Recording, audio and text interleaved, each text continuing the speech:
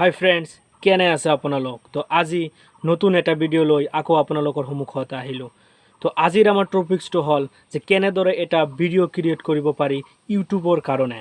তো আহক ভিডিঅ'টো আৰম্ভ কৰোঁ। তো বন্ধুসকল, তো আজিৰ কথা হ'ল যে ইউটিউবত ভিডিঅ' মেকিং কৰিবলৈ বা ইউটিউবত ভিডিঅ' বনাবলৈ আপোনাৰ বেলেগ কিবা শিকাৰ প্ৰয়োজন আছে নেকি? কিবা ক্লাছ, মাষ্টাৰ ক্লাছ কিবা এইবিলাক শিকাৰ প্ৰয়োজন আছে নেকি? এক্সপাৰ্ট হৈ হেনে ভিডিঅ' বনাব লাগিব, এনেকুৱা কোনো নিয়ম আছে নেকি? এইবিলাক যদি আপোনাৰ কোৱেশ্চন হয় যে ইউটিউবত ভিডিঅ' দিবলৈ হ'লে আপোনাৰ এক্সপিৰিয়েঞ্চ থাকিব লাগিব, ইয়াৰ পিছত ভিডিঅ' বনাবলৈ এডিটিং সকলো বস্তু আপোনাৰ জানিব লাগিব, এইবিলাক জনাৰ পিছতহে আপুনি ভিডিঅ' বনাব পাৰিব। তো বন্ধুসকল, এনেকুৱা কোনো নিয়ম ইউটিউবত নাই। আপুনি যদি ব্লেক কোনো ভিডিঅ' চায়, আপুনি যদি ব্লেক কোনো ভিডিঅ' বা ইউটিউবাৰবিলাকৰ যদি বায়োগ্ৰাফি চায়, সিহঁতেও প্ৰথমতে যিবিলাক ভিডিঅ' আপলোড কৰিছিল সেইবিলাকৰ কোনো এডিটিঙে নাছিল, ডাইৰেক্ট ভিডিঅ'বিলাক পাব্লিছ কৰিছিল। কিন্তু সেই ভিডিঅ'বিলাকে আজি ভাইৰেল হৈ গৈছে। কিয়? এটা সময়ৰ বিৱৰ্তনত, সময়টো যিটো লাহে লাহে পৰিৱৰ্তন হৈ যায়, তাৰ পিছতহে এইবিলাক আহি যায়। কিন্তু কথা হ'ল আমাৰ ভিডিঅ' ক্ৰিয়েট কৰিবলৈ যে আমাৰ মাষ্টাৰ ক্লাছ কৰিব লাগিব, সকলো বস্তু শিকাৰ প্ৰয়োজন আছে নেকি? হয়, শিকাৰ প্ৰয়োজন আছে। কিন্তু শিকিবলৈ হ'লে আপুনিতো একেবাৰে শিকিব নোৱাৰিব। আৰু এই শিকাৰ কাৰণে যদি আপুনি ভিডিঅ' বনোৱা এই ত্যাগ কৰে, ভিডিঅ' নবনায়, যে মই এতিয়াও ভিডিঅ'ই ভালদৰে বনাব নোৱাৰোঁ, ভিডিঅ' বা কেনেকুৱা হ'ব, এই বস্তুটো ভাবি হেনে যদি আপুনি ভিডিঅ'বিলাক নবনায় আৰু ইউটিউব জগতটো ত্যাগ কৰি যায়, তেনেহ'লে আপোনাৰ এইটো ভুল হ'ব। কাৰণ এই পৃথিৱীত এজন মানুহো পাৰফেক্ট নহয়। ইয়াৰ আগতে মোৰে চেনেলত মই এটা ভিডিঅ' আপলোড কৰিছোঁ কেৱল ইউটিউবাৰবিলাকৰ মটিভেশ্যনৰ কাৰণে। ইউটিউবাৰবিলাকে ভাবে যে যিসকলে ইউটিউবত আহিব খোজে, ইউটিউবাৰ হ'ব খোজে, সেইবিলাক মানুহে ভাবে যে ইউটিউব বস্তুটো বহুতে টান বস্তু, মই নোৱাৰিম, বা বহুত মানুহে ফেইল হৈ আছে।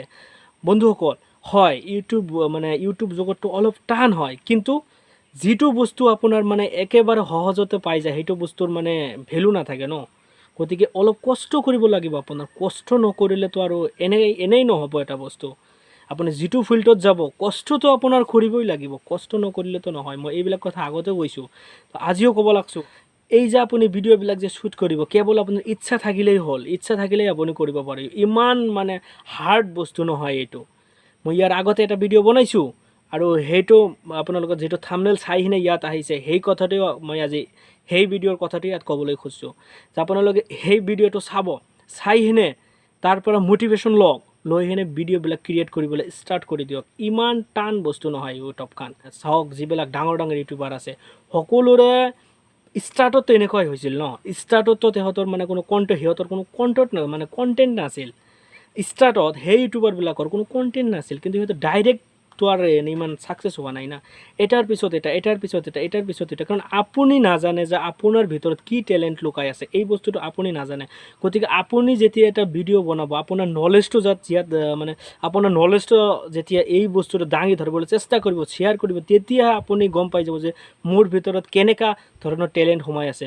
প্ৰত্যেকজন মানুহৰ ক্ষেত্ৰতে এনেকুৱা হয় যে সেই ভাবে মোৰতো কোনো টেলেণ্টে নাই, মই কেনেকুৱা ধৰণৰ ভিডিঅ' বনাম। এই পৃথিৱীত কোনো টেলেণ্ট লৈ অহা নাই বন্ধুসকল।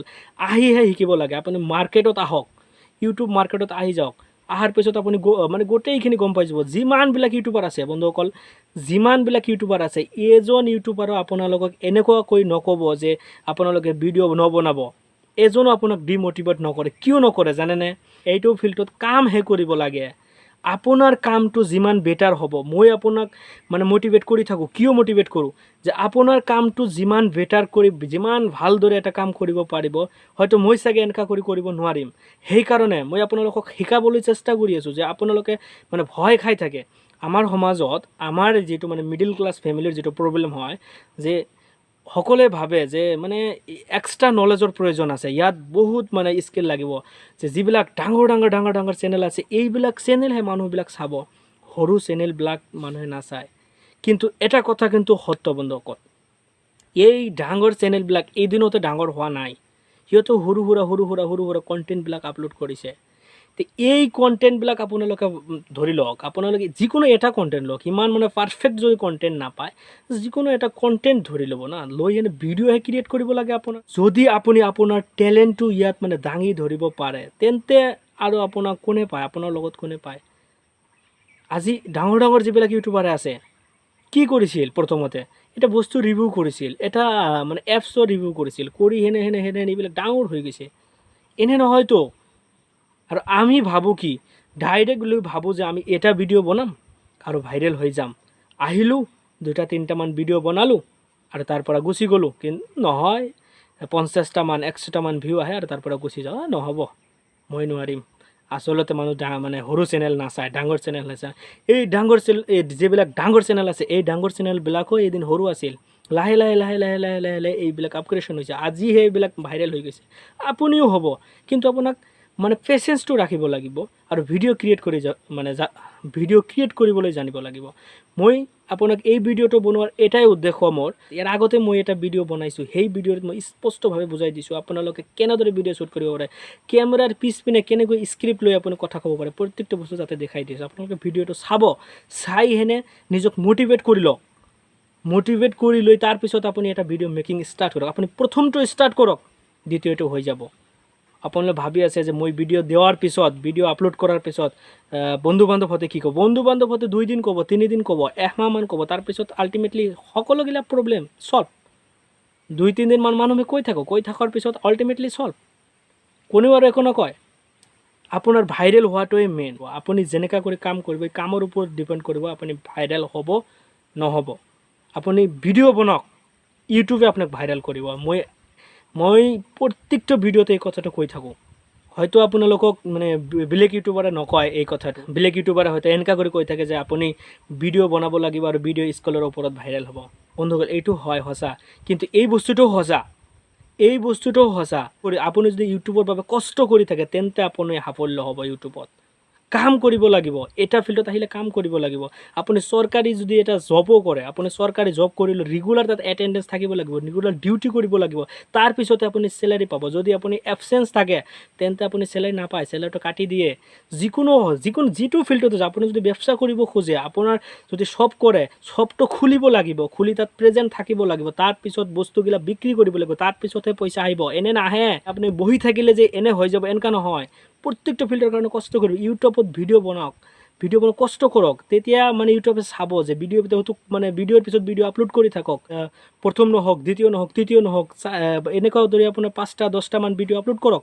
কৰাৰ পিছত যেতিয়া আপোনালোকে এনেকুৱা ভিডিঅ' আপলোড কৰোঁতে ইউটিউবে চাব যে এই যে ভিডিঅ'বিলাক আপলোড কৰি আছে বা ভিউ নাহে, খুব কম আহে, তেতিয়া ইউটিউবে আপোনাৰ ভিডিঅ'বিলাক কি কৰিব, মানুহৰ সন্মুখত দাঙি ধৰিবলৈ চেষ্টা কৰিব। যদি এটা ভিডিঅ' যদি আপুনি ইউটিউবে যদি ছাজেষ্ট কৰে, আপোনাক মানুহৰ সন্মুখত দাঙি ধৰে, আৰু মানুহে যদি সেই ভিডিঅ'টো ক্লিক কৰাৰ পাছত যদি ভিডিঅ'টো ফুল চাই লয়, যদি স্ক্ৰিপ্ট নকৰে বা আপুনি এনেকুৱা কণ্টেণ্ট ইউজ কৰিছে তাতে, যদি এজন মানুহে এবাৰ আপোনাৰ ভিডিঅ'টো চাই আৰু দ্বিতীয়বাৰ চাবলৈ উৎপন্ন হয়, তেন্তে যদি আপোনাৰ ৱাচ টাইমটো বৃদ্ধি হয়, তেন্তে ইউটিউবে প্ৰত্যেকটো ভিডিঅ' মানুহৰ সন্মুখত তুলি ধৰিব আৰু আপোনাৰ চেনেলটো এক ৰাতিৰ ভিতৰত আপোনাৰ চেনেলটো গ্ৰ' হৈ যাব। আপুনি এক ৰাতিৰ ভিতৰত ভাইৰেল হৈ যাব। কেৱল মাত্ৰ কাম কৰিব লাগিব। মই প্ৰিভিয়াছ ভিডিঅ' আপলোড কৰিছোঁ, সেই ভিডিঅ'টো চাই কিনে মটিভেট হৈ আৰু ভিডিঅ' বনাবলৈ এতিয়াৰ পৰা ষ্টাৰ্ট কৰি দিয়ক। এটা ভিডিঅ' শ্বুট কৰক, 2 নম্বৰ ভিডিঅ'টো আপোনাক পাই যাব।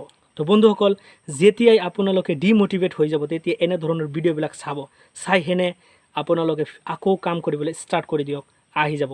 ইমান টান বস্তু নহয়। মই বাৰ কথাটো কৈ থাকোঁ, ইউটিউব ইমান টান নহয়।